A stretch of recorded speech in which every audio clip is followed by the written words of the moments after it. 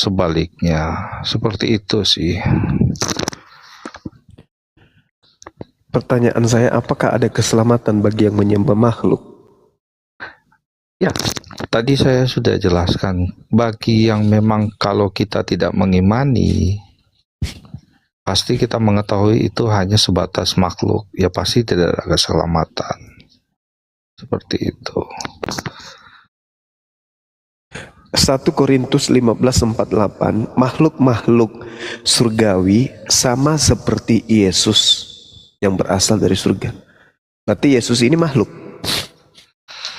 Jadi kalau berbicara Yesus ini kembali lagi, sebenarnya ini yaitu tadi saya sampaikan menjadi sangat kontroversi. Kenapa? Karena memang berbicara Tritunggal itu, nah itu memang perlu kita imani kalau membahas itu. Kenapa? Karena yang berbicara Tritunggal di situ di kitab tidak sangat jelas. Kalau memang kita tidak mengimani, kita tidak benar-betul mau mengerti dalam ayat yang ada di perjanjian lama maupun perjanjian baru, mulai nubuat sampai dia turun ke surga dan kebangkitan, itu memang sangat sulit.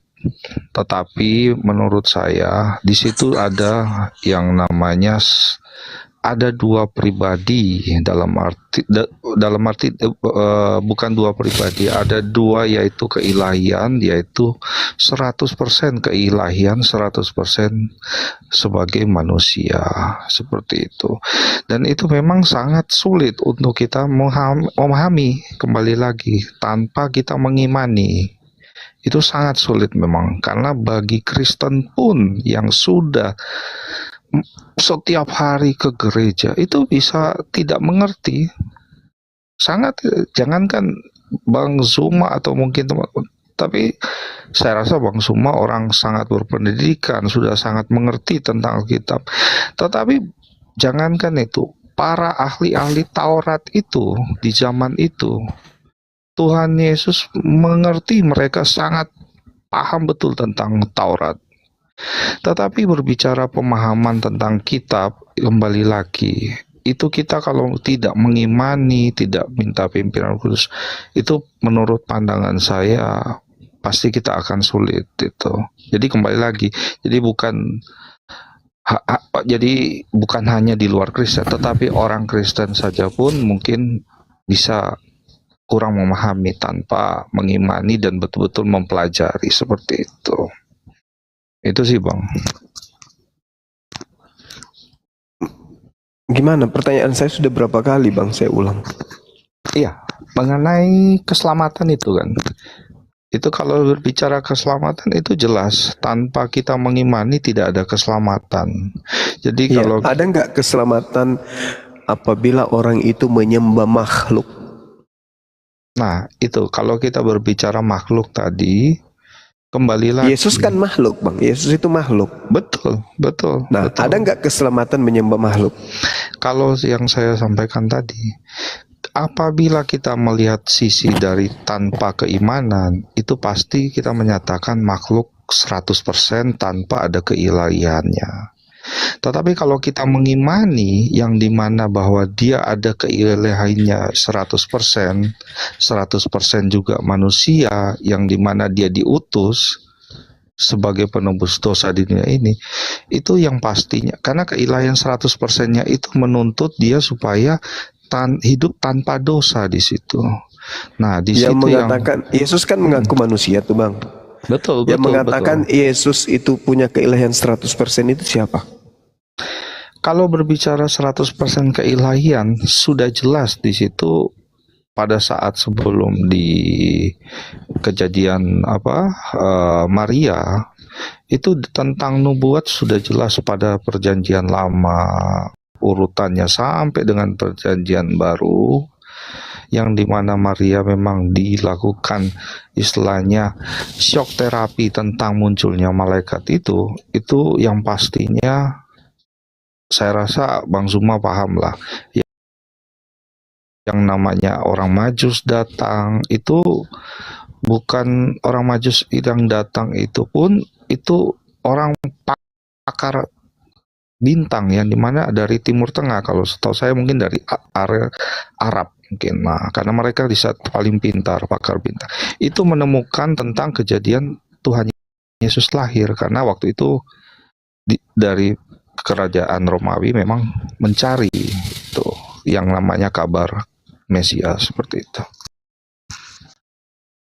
Ya, sisi keilahiannya mana, Bang?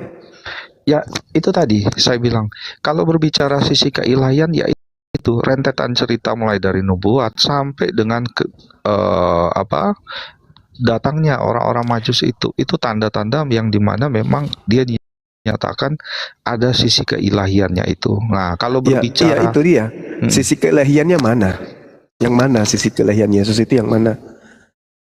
kalau saya berbicara keilahian ini kan kita harus bongkar ayat lagi. Nah, ini tetapi yang pastinya di sini kalau rentetan cerita nubuat, Bang Zuma pasti tahu mulai dari saya apa Ya, sampai dengan nubuat keilahiannya Yesus itu di mana ada nubuat keilahian? Tuhan mana ada dinubuatkan Tuhan, Bang? Yang dinubuatkan itu manusia. Yang saya tanya, keilahian artinya ketuhanannya Yesus itu mana? Katanya 100%. Kalau 100% kan tinggal ditunjukin aja. Sama seperti ketika saya ditanya, Bang Suma, Anda mengimani Yesus 100% manusia? Yes, tunjukkan. Dia manusia. Buktinya dia lahir manusia, dilahirkan manusia, dia makan sebagai manusia, dia berbicara sebagai manusia, dia tidur sebagai manusia. Manusia. Nah itu nyata, jelas. Tapi kalau 100% sisi keilahiannya yang mana? 1% aja tunjukkan, jangan 100. Terlalu banyak itu, terlalu ngoah. Satu aja, ada nggak? Sisi keilahian Yesus ada nggak? Satu aja, 1%. Nah, kalau bicara cukup 1% aja, ya mungkin kita lihat dasaran aja. Kalau berbicara manusia ini kan kita hidup pastinya sudah jatuh di dalam dosa ya, Bang Zuma ya. Yang dimana mulai dari Adam dan Hawa diturunkan ke bumi ya, menurut saudara saya Muslim. Kalau di Kristen kan dari Taman Eden. Nah, di situ sudah terlihat yang namanya manusia ini sudah terpisah dengan Allah karena dosa. Nah, di situ membuktikan bahwa turunnya Tuhan Yesus ini, atau mungkin di saudara saya Muslim Nabi Isa, yaitu hidup tanpa dosa, mulai dia sejak lahir sampai dengan terangkat di surga. Nah itu sisi kemanusiaan, Bang, yang saya minta sisi keilahian. Lahir itu sisi kemanusiaan, manusia disunat dan seterusnya itu sisi kemanusiaan.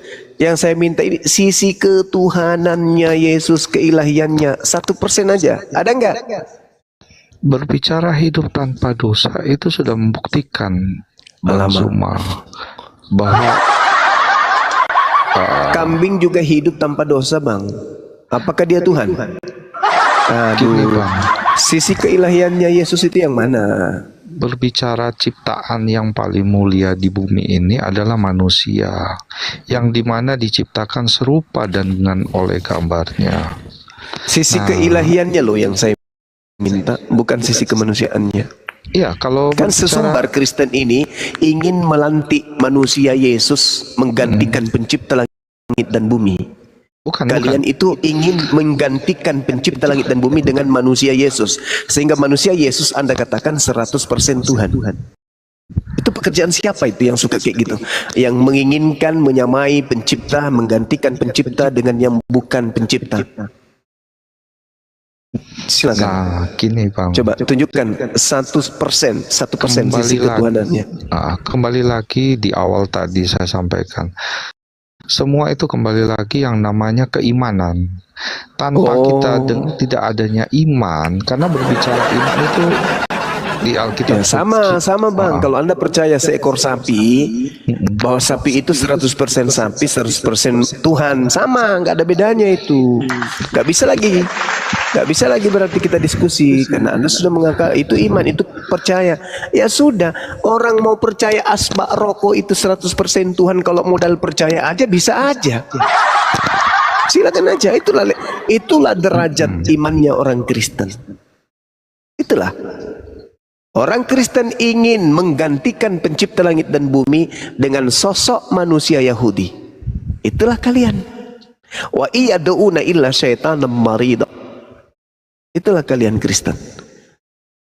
makhluk yang ingin menggantikan pencipta langit dan bumi dengan manusia Yesus. Kalian ini adalah keturunan Helal bin Zakar, sang bintang timur.